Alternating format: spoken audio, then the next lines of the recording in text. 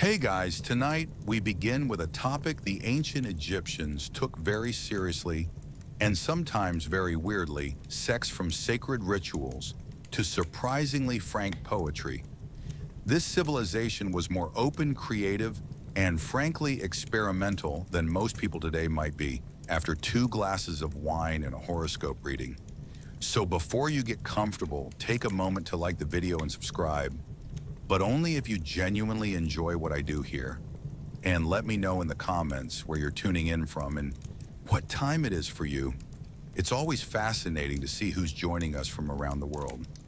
Now dim the lights, maybe turn on a fan for that soft background hum, and let's ease into tonight's journey together beneath the burning sun of the Nile Valley, where golden dunes stretch endlessly and the river glistens like a divine artery. Lived men who were not merely kings, but gods cloaked in mortal flesh. The ancient Egyptians did not see their pharaohs as rulers chosen by the gods. They believed them to be gods themselves. The living Horus, the son of Ra, the physical bridge between the celestial and the terrestrial. And with that belief came a power so vast, so absolute, it could shape the course of the cosmos. From the moment a new pharaoh placed the double crown of Upper and Lower Egypt upon his head, his identity was reborn. No longer merely a man, he became the axis upon which the world turned. His breath sustained the harvests, his rituals commanded the floods, his whims were not questioned, because to question him was to challenge the divine will itself. The pharaoh's mourning did not begin like that of other men.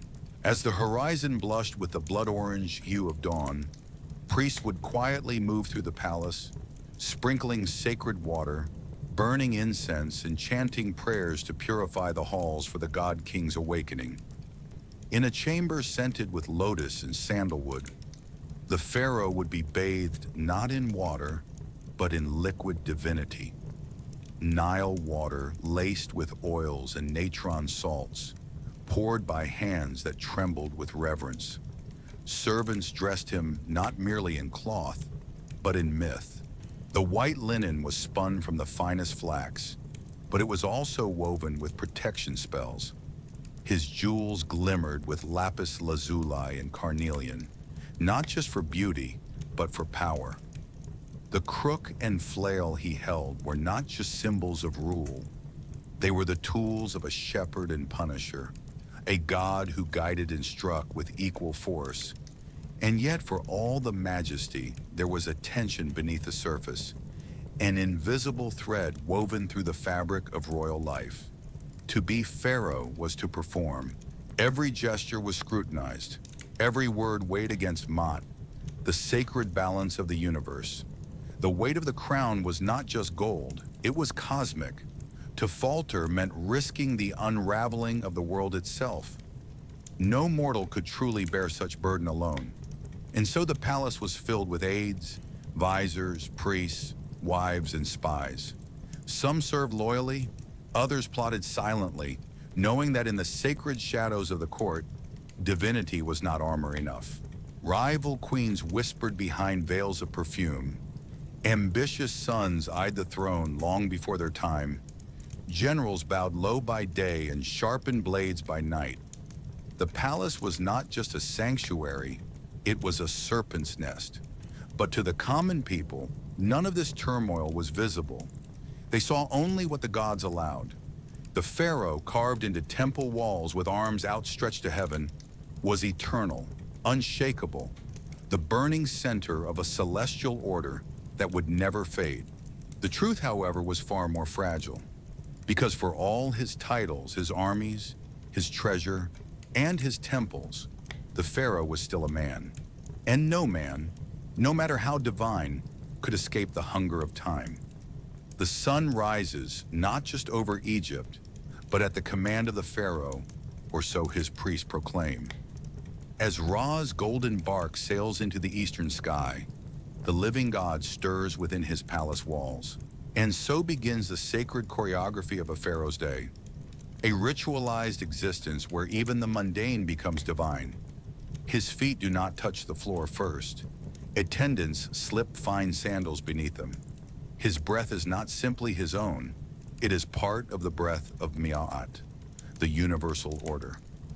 The bath that washes him clean is not just water. It is the fluid essence of the Nile, the goddess in liquid form. Each drop poured by trembling priests is a hymn in itself, a libation of continuity. The pharaoh is adorned, not clothed. The double crown is placed with surgical precision, aligning cosmic energy through the skull of the god-king. Kohl is applied to his eyes not as mere makeup, but to mirror the dark lines of the eye of Horus, warding off malevolence.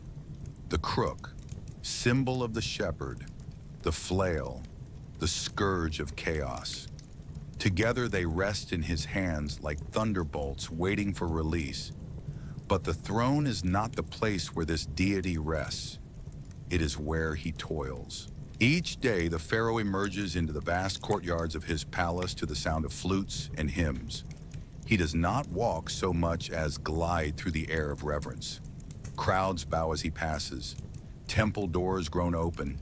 Inside, the king performs the rituals no other is worthy to enact, presenting incense, reciting hymns older than dynasties, pouring libations for gods who might otherwise forget their human children. His role as intercessor is not ceremonial, it is essential. If he falters, the Nile may not rise. If he angers the gods, famine may follow. The winds obey him, or so it is believed, and belief in Egypt is everything. After the rites comes rule. In a chamber cooled by alabaster and shadowed by gold, the pharaoh sits among his most trusted, the vizier, keeper of law, the scribes, chroniclers of eternity, the generals, masters of war, and sometimes the queen, if she holds enough cunning to stay near the fire without burning. Together they govern the two lands, though no decision is final until the god-king speaks. Petitioners are brought forward. A merchant requests new weights for silver. A farmer complains of a corrupt official. A priest warns of ill omens in the stars. The pharaoh listens, or pretends to. For often the decision has already been made, whispered in his ear the night before, by someone more powerful than they appear. In the afternoon he retreats, not to rest, but to be seen resting. A grand hunt in the desert is arranged. Lions and gazelles, driven by beaters, run before the pharaoh's chariot. Arrows fly, blood soaks the sand. But this is not sport, it is symbolism. Each kill is a strike against Isfet, chaos incarnate. Every pierced beast affirms the god-king's dominance over the wild and the wicked. Back in the palace, a feast awaits. Tables sag beneath roasted game, honeyed dates, and jugs of wine infused with lotus. Dancers move to the rhythm of flutes. Courtiers laugh too loudly. Poets recite verses in his honor, none of which dare to speak the truth. The pharaoh reclines, his expression unreadable. Perhaps he is pleased, perhaps he is bored, perhaps he sees through it all. And then night descends.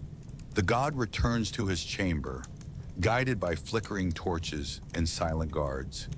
He washes once more. He lies upon linen perfumed with cedar. His dreams will be studied by priests. His murmurs may become omens. His sleep is not mere rest.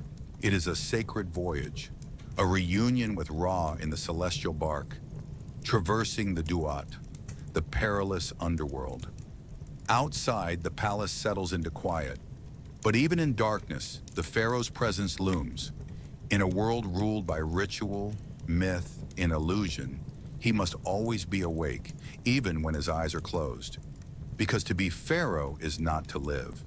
It is to perform life as a god, until death finally calls the curtain down. To the world outside, the pharaoh lives a dream of gold. He wears the finest linens, drinks from lapis cups, and commands armies with a gesture. He is Ra's shadow, Osiris reborn, Horus enthroned.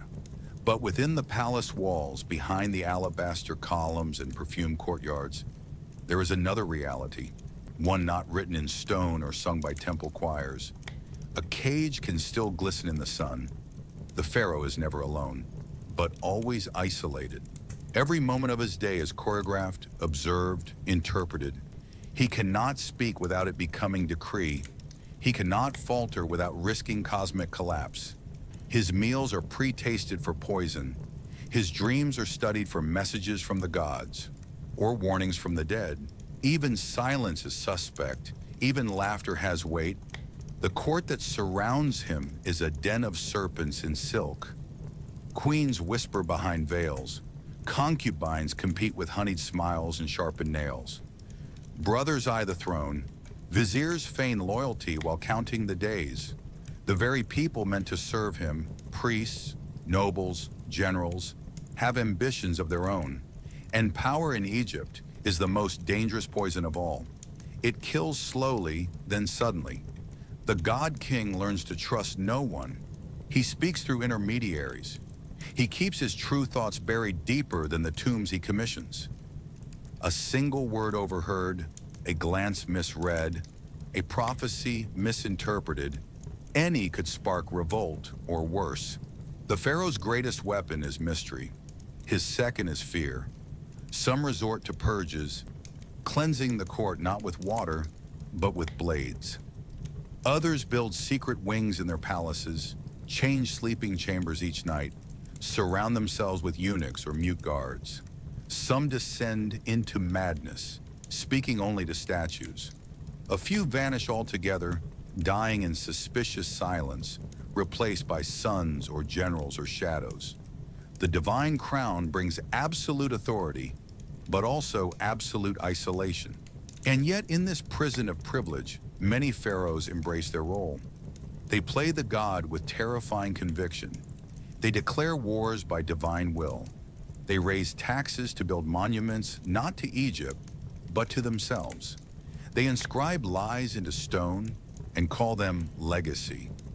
They manipulate Ma'at like a puppet, claiming justice while hiding corpses beneath their temples. For those who are worshipped, there is no one left to say no. Even the family, what little is allowed to exist, is not safe. Pharaohs marry sisters, daughters, sometimes even mothers, not out of love, but to preserve the divine bloodline. Children become pawns, wives become rivals. The royal harem is less a sanctuary than a war zone, where alliances shift like desert sand, and beauty is both weapon and curse. And yet amidst this gilded paranoia, the pharaoh must still project divine serenity. He smiles in public. He praises the gods. He raises his arms to the sun. But behind the kohl-rimmed eyes is a man or woman racked with suspicion, fear, and the crushing weight of divine expectation. The gods demand perfection. The people demand miracles. And the dead are always watching. To rule Egypt is to perform a play written by the gods, directed by priests, and judged by eternity. There are no exits, no understudies, only the spotlight in the crushing silence that follows the final act. The throne of Egypt was carved from stone, but it was often stained with blood. There were no ballots, no peaceful transfers, no laws of primogeniture that guaranteed a prince's crown. In ancient Egypt, succession was a perilous game played in the shadows, where the rules changed with every generation and the only constant was ambition. A pharaoh might have a dozen sons, each born to a different queen or concubine, all of them royal, all of them dangerous.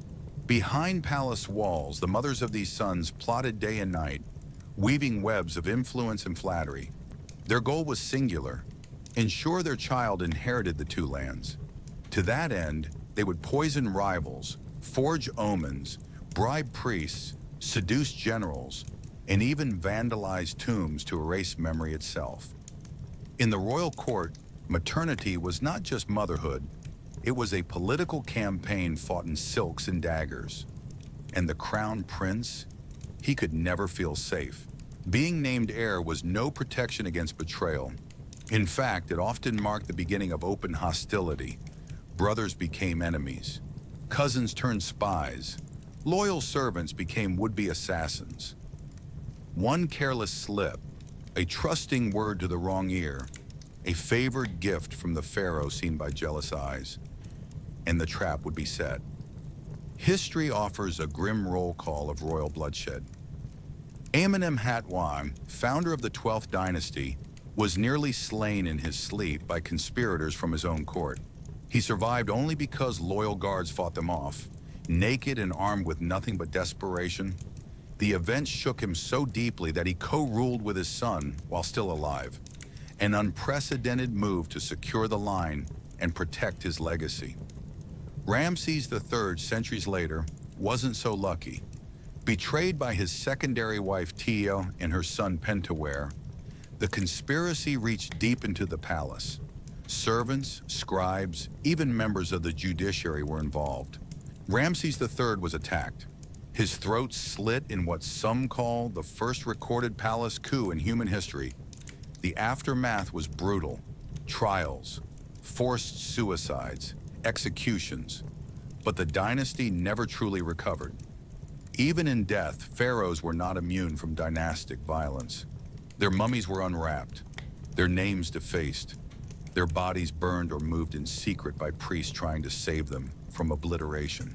For in Egypt, to be forgotten was to die a second death. And rivals understood that legacy was just as lethal a battlefield as the throne. And still, they fought for it. They killed for it. Because the double crown of Egypt was more than a political prize. It was the key to eternity. To rule as a god on earth was to guarantee a seat among the stars. To lose it was to fall into the endless abyss of the unremembered. The pharaohs knew this. Their sons knew it. Their wives knew it. And so they schemed and bled and burned, all for the chance to sit alone atop the throne, if only for a moment. There was no greater prize, and no more cursed one. The crown did not just rest upon the pharaoh's head. It dug into his skull like thorns. To be pharaoh was not to be merely king, it was to be divine. From the moment he donned the double crown, the pharaoh ceased to be mortal in the eyes of his people. He was Horus in the flesh, the Vulcan god made man, the beating heart of Maat, the sacred order that held the universe together. His breath stirred the winds, his mood swayed the Nile, his rituals fed the sun itself. But the life of a god was far from easy. Each day began before the sun's rays touched the limestone temples of Thebes.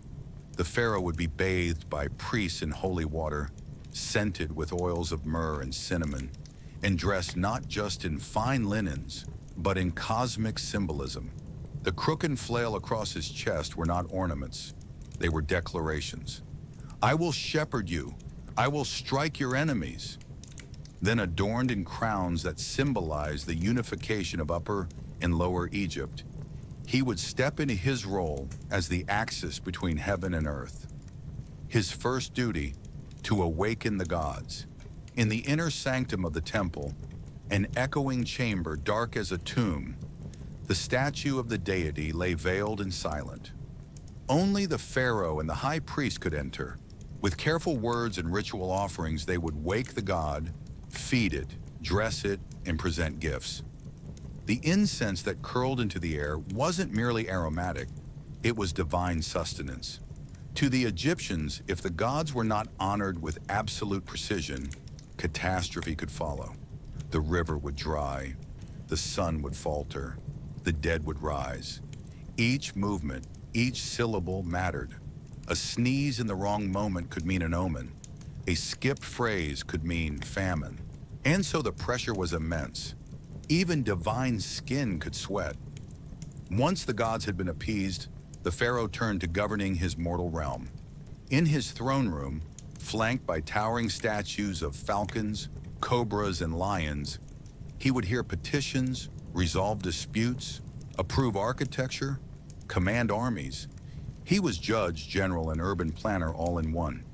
His signature on a decree was not ink, but law, immediate, unquestioned, eternal. He consulted with viziers and scribes, generals and diplomats, but never as an equal. Their heads bowed, their eyes averted. Even when he faltered, no one dared say so. Even leisure was a performance of power. A hunting trip in the desert was not mere sport. It was a ritual conquest over chaos, a reenactment of the gods subduing the wild. To fell a lion with a chariot-borne arrow was to reassert dominion over the forces of disorder. The blood in the sand was symbolic as much as it was real. And when the day waned and the great sunbark of Ra sank below the horizon, the pharaoh did not rest as a man would. He entered the realm of dreams, a domain no less sacred. His sleep was watched over by priests who interpreted omens. His dreams were recorded, a visitation from a god, a warning from an ancestor, perhaps a veiled threat from the underworld. Even in slumber he ruled. Even in dreams he was divine. But beneath the perfume and gold, the linen and lapis, there remained a man, flesh that bruised, a heart that raced, fears he dared not name aloud. To be pharaoh was to wear the mask of a god while bearing the burden of an empire. And the mask could never come off, even in death. If the pharaoh was a god on earth, then his blood was not just royal, it was sacred. And in the eyes of ancient Egypt, something sacred must be kept pure. This belief gave rise to one of the most unsettling customs of the pharaonic court: incestuous marriage. To modern minds, it may seem grotesque, even monstrous. But to the ancient Egyptians, it was divine logic. Just as the gods Osiris and Isis were brother and sister, husband and wife, so too should the pharaohs marry their sisters, or even their daughters, to preserve the holiness of their lineage. This was not a matter of passion, nor of choice. It was a duty, a ritual, a reinforcement of divine legitimacy. The royal family was an enclosed temple, its doors barred to outsiders. Bloodlines looped and coiled like serpents on the pharaoh's crown, knotted, tangled, and eerily symmetrical. Marriage was not about love. It was about cosmic inheritance. Take the infamous case of Akhenaten, the heretic king. In his radical reign, he not only shattered the old gods, but also shattered taboos by taking his own daughter Ankhesenaten as a wife. Carvings from the city of Akhenaten show them in intimate poses, cheek to cheek, thigh to thigh, a divine family embracing, not as parent and child, but as husband and wife. And from that union came daughters, possibly several, none of whom lived to adulthood. Tutankhamun, Akhenaten's son and successor, was himself the product of another incestuous match, likely Akhenaten and his full sister. Tut's frail body, as revealed by modern CT scans, bore the scars of that divine inbreeding: a club foot, a cleft palate, and possibly a degenerative bone disease. His tomb was filled with walking sticks. He was a boy king who ruled in pain, but the dynasty demanded sacrifice. Better a crippled god than a healthy commoner. The Ptolemies, Greek rulers who inherited Egypt after Alexander the Great, took this principle to its furthest extreme, determined to legitimize themselves in the eyes of their Egyptian subjects. They revived the practice of sibling marriage with obsessive zeal. Cleopatra VII, the last of their line, was the product of generations of such unions. Her family tree is less a branching structure and more a closed loop. Brother married sister, uncle married niece, cousins wed and begat more cousins. And yet, for all the degenerative risks, these marriages worked. Politically, they kept power within the family. They created a closed circuit of divine right. Outsiders were excluded. Challenges to succession were minimized. At least that was the theory. In practice, incest bred not only genetic disorders, but paranoia. Rivalries among siblings, husbands and wives, could turn lethal. One whispered legend tells of a queen who poisoned her own brother husband after he looked too fondly at another sister. In another, a half-sister orders her own children drowned to prevent claims to the throne. The royal palace was not a home. It was a battlefield in silk. Mothers schemed to elevate their sons. Wives watched other wives. Daughters were groomed from birth to become queens to their own fathers or brothers.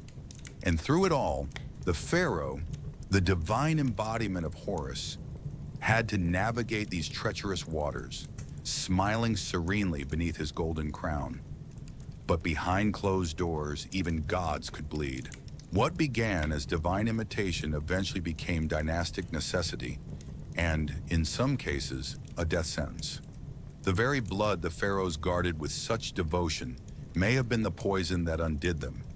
And yet, through it all, the myth endured. The pharaoh's blood was not like ours. It was sacred. And if it cost them their sanity, their health, or even their lives, so be it. For the gods demanded nothing less than purity. The throne of Egypt was golden, divine, and soaked in blood.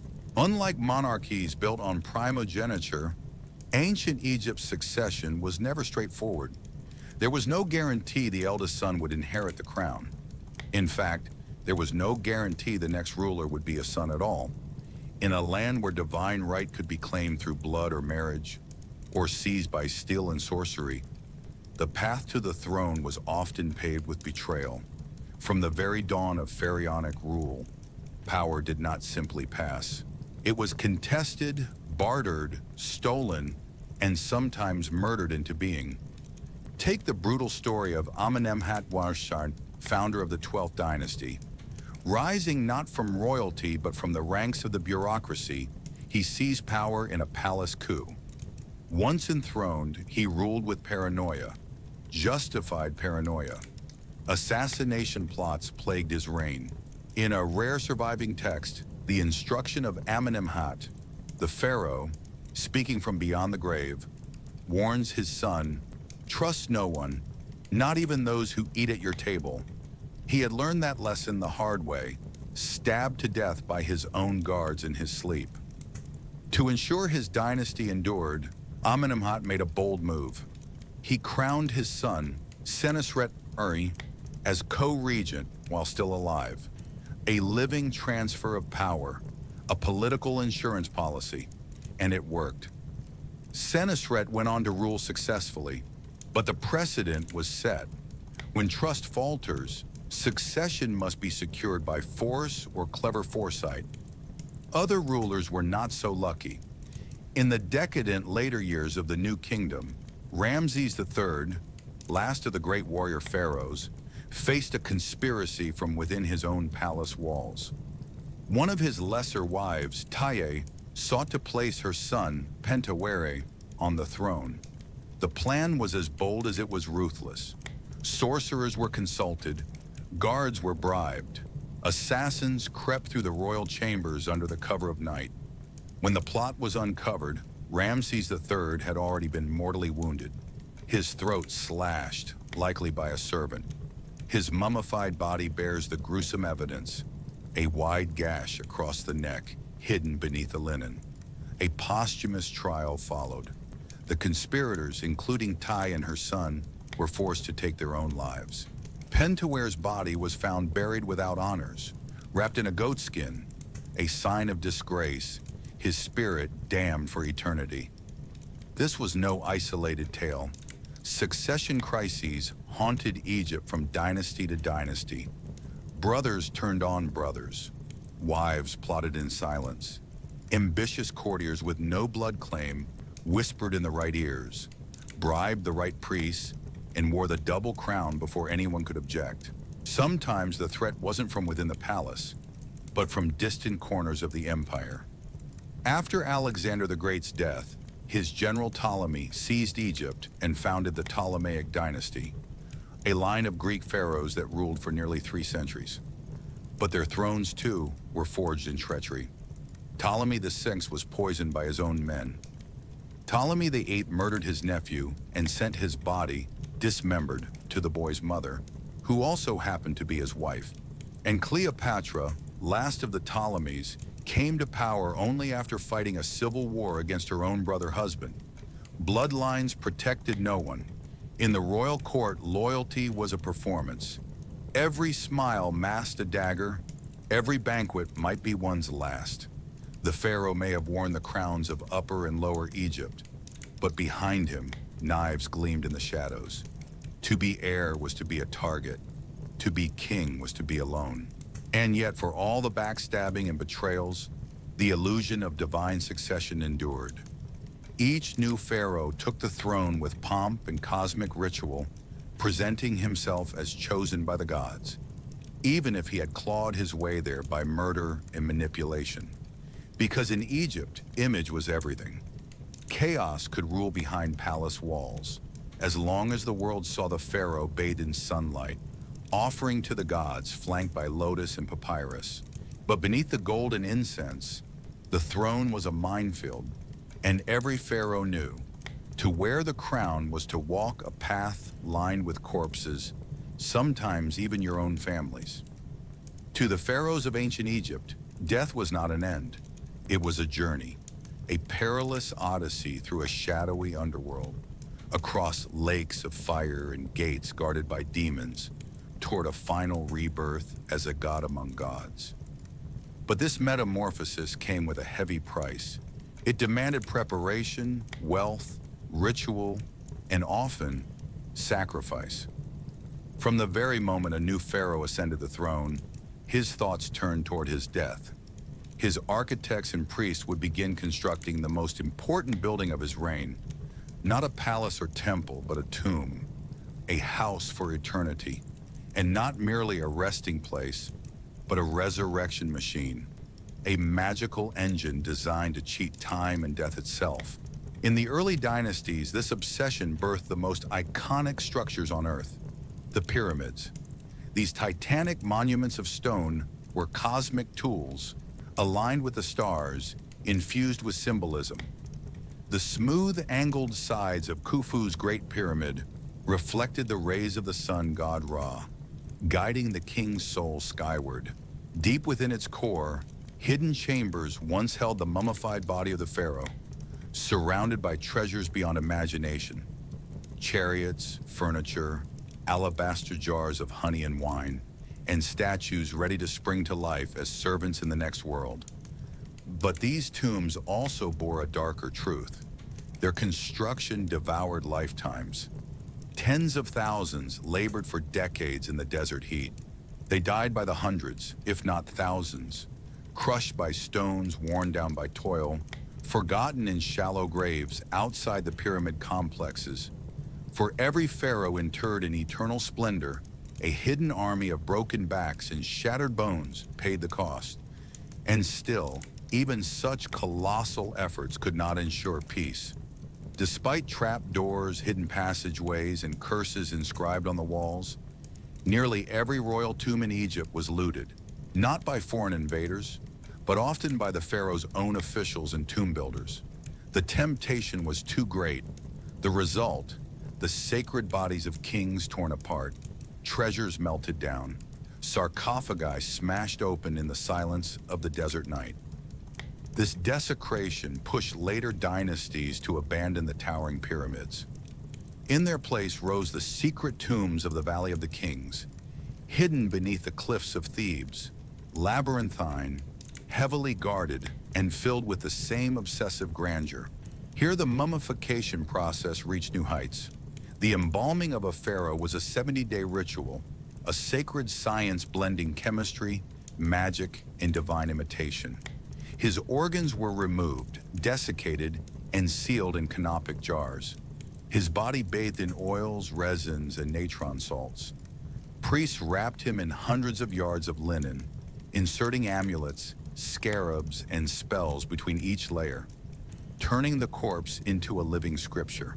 His face was covered in a golden death mask, often inlaid with lapis lazuli and obsidian, a likeness not of the man, but the god he was meant to become. The Book of the Dead, a compilation of spells, passwords, and incantations, was buried with him or painted across his tomb walls. Its purpose was to guide the soul past the obstacles of the underworld. The judgment of Osiris awaited, where the heart would be weighed against the feather of Maat. A heart heavy with sin would be devoured by Ammit, the soul lost forever. And so, no expense was spared.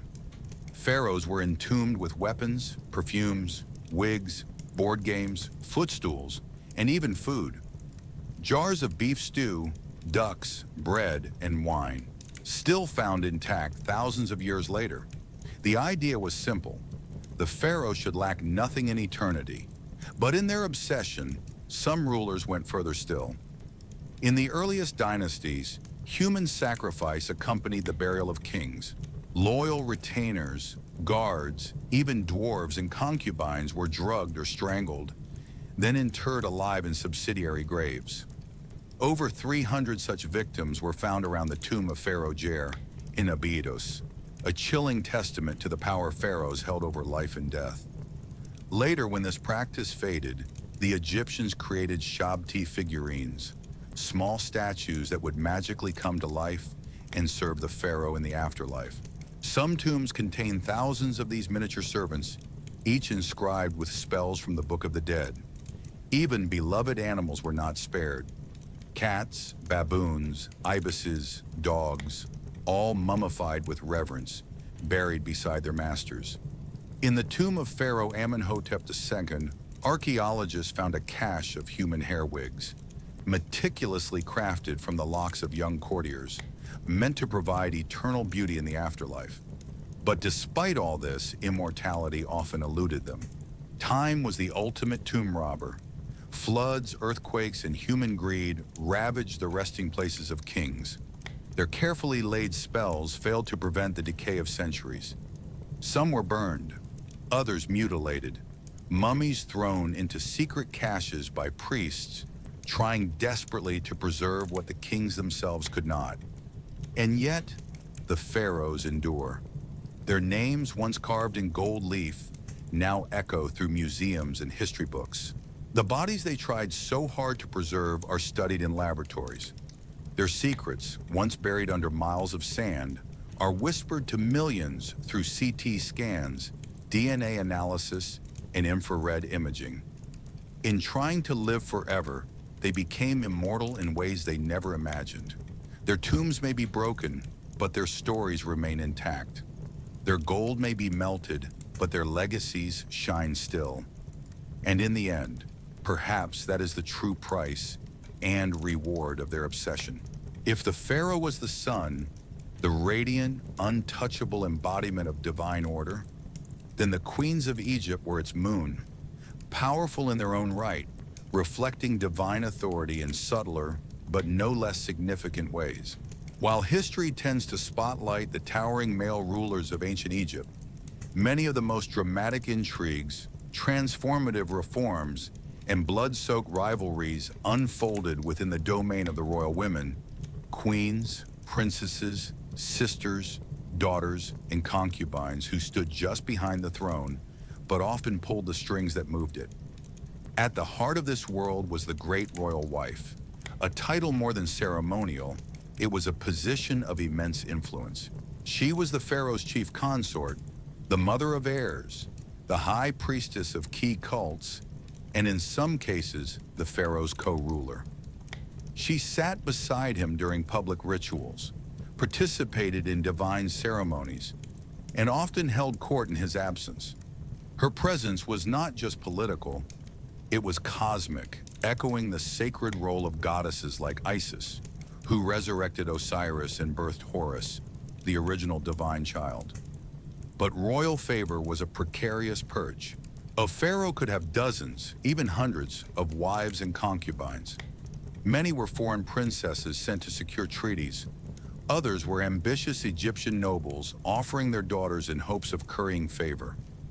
Within the palace, this ever-shifting constellation of women formed rival factions, each vying to have her son chosen as the next king.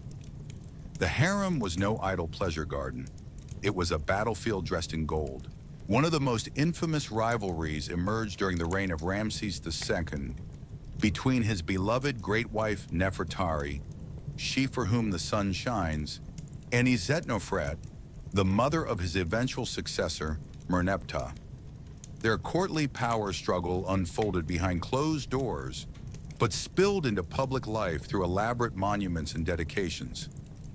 Ramses built a grand temple at Abu Simbel for Nefertari, placing her image beside his own in colossal stone. Meanwhile, Isetnefret maneuvered for political advantage, aligning with key priests and officials.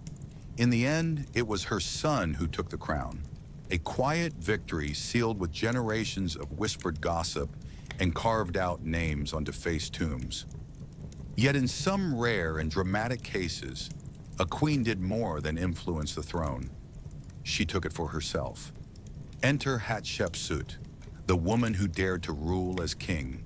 After the death of her husband Thutmose II, Hatshepsut initially ruled as regent for her young stepson, but soon she donned the false beard, dropped the feminine suffixes from her name, and claimed the title of pharaoh outright. She commissioned propaganda artwork showing her divine birth, held grand building projects like her magnificent mortuary temple at Deir el-Bahri, and ruled peacefully for over 2 decades. Egypt flourished under her reign, but power claimed in defiance of tradition rarely goes unpunished. After Hatshepsut's death, her stepson Thutmose III systematically tried to erase her legacy, chiseling her name from monuments, toppling her statues, and omitting her from king lists. But the stone remembers. Today, Hatshepsut stands tall in history as Egypt's most successful female pharaoh, a ruler whose ambition eclipsed even the sun.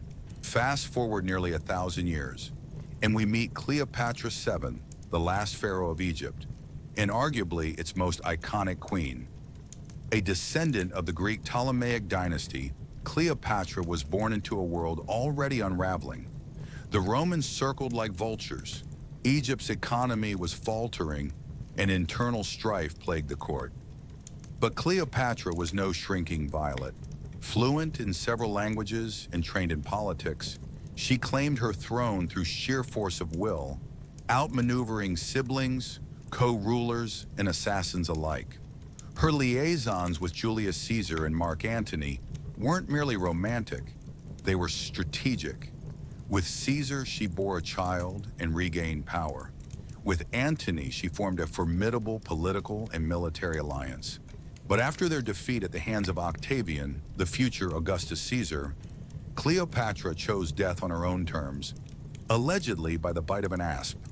Her suicide ended not just her reign, but the age of the pharaohs. Even in death, Cleopatra defied containment. For centuries, her story has captivated artists, writers, and historians alike. To some, she was a seductive temptress. To others, a brilliant stateswoman undone by men's ambitions. The truth, as always, is more complex and more fascinating. But Cleopatra wasn't the only powerful woman in the Ptolemaic line. The dynasty was a tangled web of sister queens, mother lovers, and daughter consorts. Berenice II, who cut her hair in devotion to Aphrodite.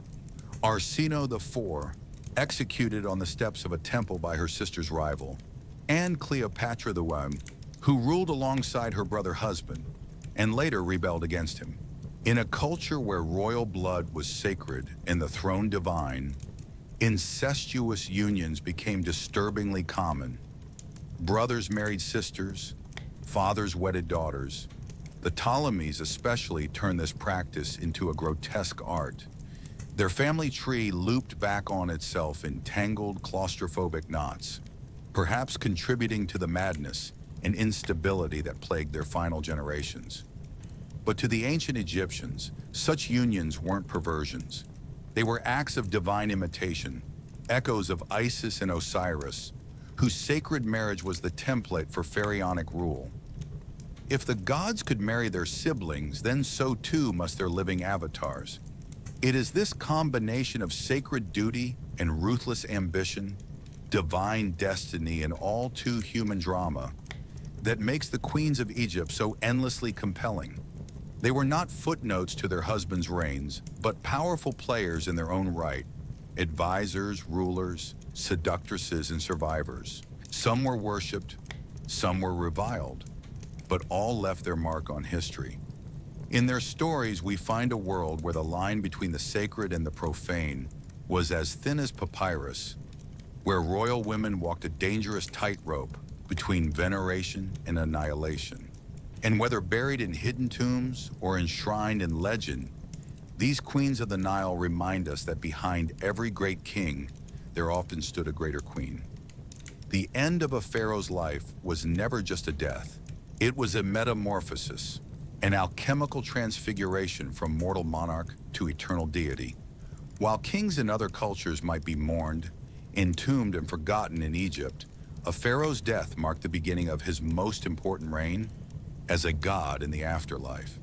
To the ancient Egyptians, this wasn't symbolic. It was a literal transformation. From the moment he drew his final breath, the pharaoh became Osiris, lord of the dead, ruler of the underworld. And like Osiris, he would rise again, reborn each day with the sun, god Ra, to journey across the heavens and return at dawn. But to achieve this divine state, the pharaoh's body, spirit, and soul had to be prepared with almost unimaginable precision and care. The ritual began the instant death was declared. The pharaoh's body was taken by the embalmers, a specialized priestly caste operating under strict secrecy. Over 70 painstaking days, they transformed his corpse into a divine vessel. Organs were carefully extracted and placed in canopic jars, each guarded by one of Horus's 4 sons. The brain, deemed useless in the afterlife, was discarded. The heart, paradoxically, might be left in or removed, depending on the dynasty. Without it, a magical heart scarab would be placed upon the chest to stand in its place during judgment. The body was dried with natron salts, massaged with sacred oils, and wrapped in hundreds of yards of linen bandages. Between each layer, protective amulets were placed, ankhs, scarabs, djed pillars, each inscribed with spells from the Book of the Dead. A golden mask, stylized and idealized, was placed over the pharaoh's face, not to preserve identity, but to reveal divinity. For this was no longer a man, this was a god. But mummification was only one piece of the puzzle. The entire tomb complex was designed not as a burial chamber, but as a portal, a cosmic launchpad for the pharaoh's soul, or Bia, to ascend to the heavens and take its rightful place among the gods. Walls were painted and carved with scenes of the afterlife, green fields, flowing rivers, celestial boats. Secret passages and false doors were built to confuse tomb robbers and evil spirits alike. The most critical component was the ritual of the opening of the mouth. Performed by a priest, often the pharaoh's own son, this rite symbolically restored the senses of the dead king, allowing him to breathe, speak, see, and eat in the afterlife. A ceremonial blade touched to the lips, incense swirled in the air, sacred chants echoed through the corridors of stone. When the rite was complete, the pharaoh was believed to be fully reborn. Then came the procession. The mummy, housed in a series of nested coffins, wood, stone, and gold, was lowered into the burial chamber. With it came a staggering array of grave goods: weapons, furniture, cosmetics, food, wine, model boats, statues of servants. Everything the king had enjoyed in life was duplicated for his afterlife. In earlier dynasties, this even included human sacrifices, retainers ritually slain to serve their master in eternity. Though this practice faded, it left behind a haunting legacy etched in the rows of subsidiary tombs. In the New Kingdom, the symbolic replaced the literal. Shabti figurines, small statues inscribed with spells, were believed to magically animate and perform labor for the deceased. Pharaohs were buried with hundreds of them, an army of clay ready to sow the fields of the field of reeds on command.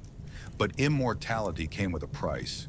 The sheer wealth buried in these tombs, gold, lapis lazuli, alabaster, ivory, was irresistible to tomb robbers. Despite complex traps, hidden entrances, and curses carved into stone, most royal tombs were looted within generations. Pharaohs who had built for eternity were reduced to scattered bones and stolen treasure. Only a few escaped this fate. Tutankhamun's tomb, hidden beneath debris from later constructions, lay undisturbed for over 3,000 years. When Howard Carter breached its seal in 1922, he found not just the young king's remains, but an untouched microcosm of the afterlife. Golden shrines, chariots, board games, perfume jars, and the now iconic death mask. It was not the grandest of tombs, but it was the most complete, a time capsule of divine ambition. Even in ruin, even after millennia, the Pharaoh's quest for divinity still echoes. Modern science has become a new priesthood, wielding CT scans and DNA tests instead of incense and incantations. We've peered into their bones, charted their lineages, reconstructed their faces, and in doing so, we've confirmed a truth the Egyptians already knew. Memory is its own kind of immortality. Today, the names of Khufu, Hatshepsut, Ramses, Tutankhamun, Akhenaten, and Cleopatra are etched not just in stone, but in the minds of millions. Their pyramids have become symbols of mystery, their mummies emblems of eternity, and their stories, whether of divine triumph or mortal tragedy, remain among the most powerful ever told. In the end, perhaps that is the most astonishing part of their transformation. Not that they became gods in some otherworldly realm, but that they still live in ours.